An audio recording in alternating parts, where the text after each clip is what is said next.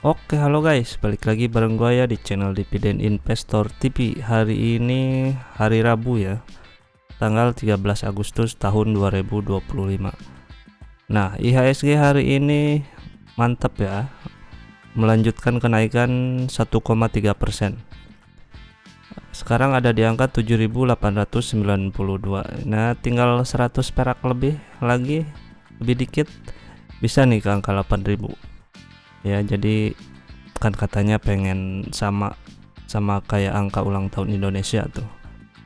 Hari ini juga transaksinya lumayan gede ya, ada hampir 19 triliun. Lumayan gede ya, gede. Biasanya kan cuma 14, 15 gitu. Kalau kemarin 12. Sekarang hampir 19 triliun. Saham apa aja yang naik?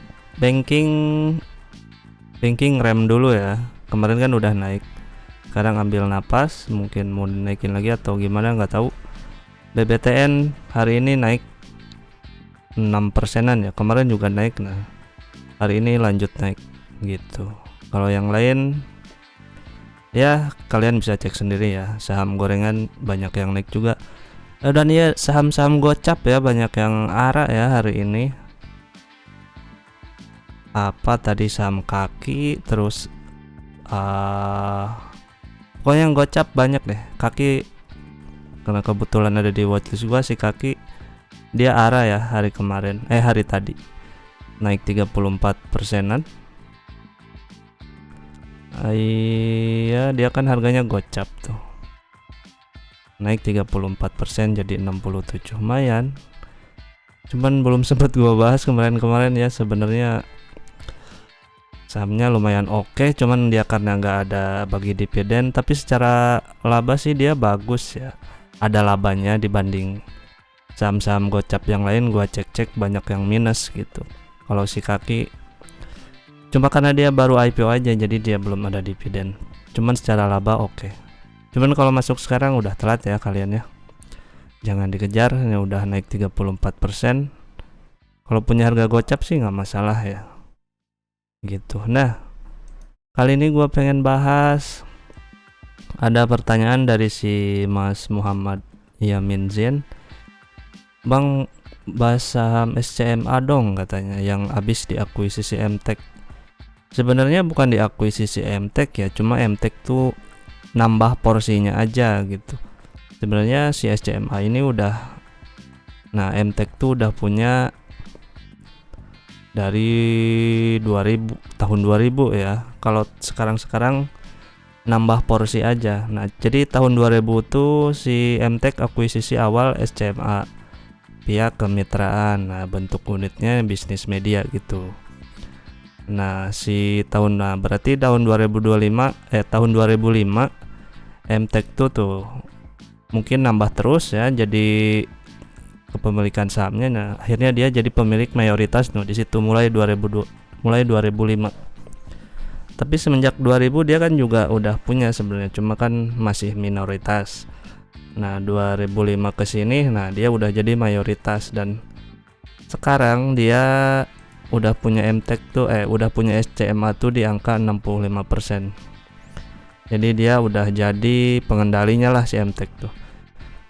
Jadinya kayak ASII sama ONTR gitulah. Jadi MTech itu posisinya ada sebagai perusahaan holdingnya si SCMA gitu. Nah, apa pengaruhnya buat SCMA dan MTech ke depannya, jangka panjang dan menengah itu? Nah, ini menurut gua aja ya, sebisa-bisa gua jawabnya. Jadi si SCMA ini kan, SCMA dia ini kan bisnisnya fokus di bidang multimedia ya. Ada TV terus sama digital. Nah, ini ada TV, dia punya SCTV, Indosiar, Moji TV, Mentari TV. Nah, TV ini kan kalau dulu sih, kalau tontonan rakyat semua ya rata-rata TV kan. Cuman sekarang kan lebih dunianya udah sedikit bergeser menjadi serba digital ya. Nah, jadi dia tuh digitalnya, dia kan punya video.com ya si SCMA. Dia tuh fokus untuk bergeser dari TV ya, dari TV SCTV Indosiar ini kan sekarang kan udah menurun ya. Jadi kayak iklan-iklan gitu kan kebanyakan udah dimasukin di orang yang iklan, maksudnya sekarang kan udah banyak kayak di YouTube, di Netflix atau di mana-mana, pokoknya yang berbau digital. Nah, jadi si SCMA ini sedang fokus mengembangkan produk digitalnya dia gitu. Jadi nah video.com kan. Nah, si video.com kan juga rumornya mau di IPO kan gitu, antara tahun ini atau tahun depan katanya gitu kan, udah ada rumor tuh. Ini bisa juga nih pas saat IPO ini kita bisa ikut nih, lumayan pasti rame ini kalau menurut gua ya. Terus dia punya portal media ya kayak kapanlagi.com, Liputan 6, Merdeka, Bola.net dan lain-lain gitu. Pokoknya serba digital lah si SCMA ini. Nah, untuk jangka panjang ya otomatis kita berharap dari si aset digitalnya dia nih, kayak dari video.com dan ini portal media yang lainnya dia. Kalau menurut gue sih yang paling gede nih, paling utama sih nantinya video.com ya. Terus untuk kayak TV-TV kan nantinya mungkin akan berkurang, jadi ke revenue juga akan berpengaruh ya, dari TV akan berkurang dari waktu ke waktu terus berkurang gitu. Nah, sedangkan digitalnya untuk kedepannya seiring dengan waktu kebalikannya, jadi akan bertambah gitu, bertambah ke revenue dia gitu. Terus dia juga punya produk konten, lisensi, event, bikin konser kayak gitu dan lain-lain. Terus dan media sosial dan influencer, ini sih 3, 4, 5 ini nggak terlalu penting lah untuk sekarang ya. Terus nah si MTech ini jadinya kan perusahaan holdingnya atau induknya si SCMA gitu. Pengaruh jangka menengah dan panjang SCMA-nya seperti yang gue bilang tadi, dia sedang fokus untuk mengembangkan platform digital dia ya, karena TV kan bisa tergerus, tapi ya tergerus maksudnya pendapatannya dari TV dari waktu ke waktu semakin berkurang. Nah, untuk menghadapi itu dia udah nyiapin platform digitalnya. Kalau migrasinya sukses ya tentu ya valuasi si SCMA ini bisa lebih dari sekarang gitu, bisa lebih naik lagi gitu. Kalau MTech mah ya tinggal tunggu aja, nanti dia kalau si SCMA cuan ya otomatis duit masuk ke dia juga kan gitu ibaratnya. Nah, jadi lu udah punya saham yang mana nih sekarang? Apa lu punya SCMA atau punya si MTech-nya gitu? Nah, itu balik lagi ke pilihan lu sebagai investor. Apakah lu mau megang si SCMA-nya atau lu megang si MTech-nya gitu. Nah, secara valuasi sih kalau untuk sekarang ya, kalau dilihat dari rasio-rasio, kalau si MTech tuh PE-nya cuman di angka 7 kali, sedangkan PBB dia 3,81. Kalau dari rasio sih MTech kelihatan lebih murah ya gitu. Cuman kalau si SCMA kalau dari rasio ya PE dia ada di angka 27. Terus book value dia sih lebih kecil 2,67 ya. Jadi balik lagi ke selera lu masing-masing. Kalau menurut gua sih kalau menurut gua ini ya, gua bisa salah juga. Kalau menurut gua sih lebih prefer ke SCMA-nya gitu kalau gua. Gitu. Karena dia untuk berkembang ke depannya kan lebih apa ya? Lebih gampang gitu ibaratnya daripada MTech kan holding ya. Jadinya mungkin pergerakannya akan sedikit lebih lambat. Lu liatin aja kayak SII, terus apa UNTR, pokoknya liatin grupnya dia kan. ASI nya kan cuman gitu-gitu aja, anteng ibaratnya, tapi bagus gitu. Kalau yang anak-anaknya kan dia bisa, namanya juga masih anak-anak kan, dia bisa tumbuh lebih besar lagi gitu kan.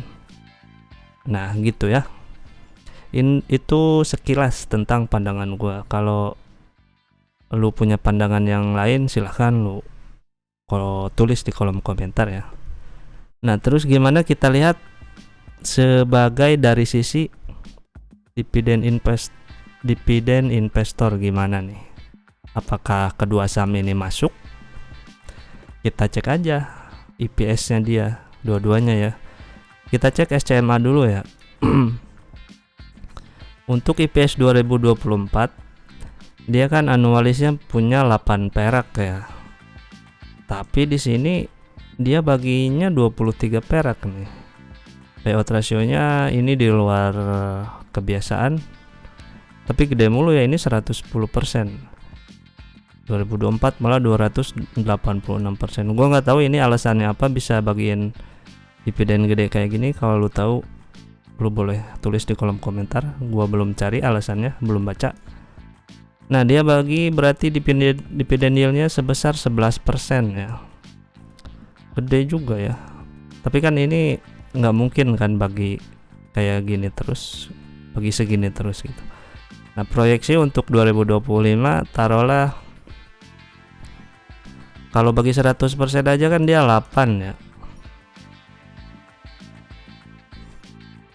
8 dibagi harga dia sekarang 240,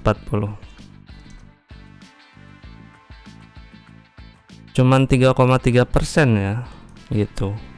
Itu kalau dia bagi 100% ya, dividennya di 3,3%. Ini SCMH. Sedangkan MTEK EPS nya 2024 dia 33%,